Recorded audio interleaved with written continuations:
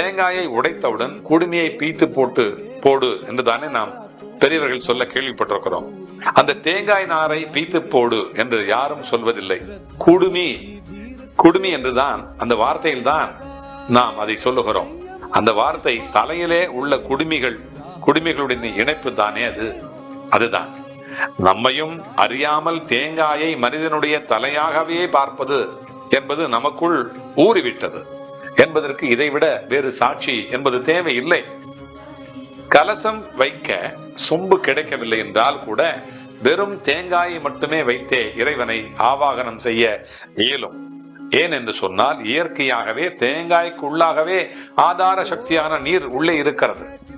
அதுவும் சுவை மிகுந்ததாக இருக்கிறது. அது இயற்கையான நீர், இறைவனுடைய நீர். வேறு எந்த காய்க்கும் இல்லாத சிறப்பு தேங்காய்க்கு இருப்பது தற்போது புரிந்திருக்கும் உங்களுக்கெல்லாம்.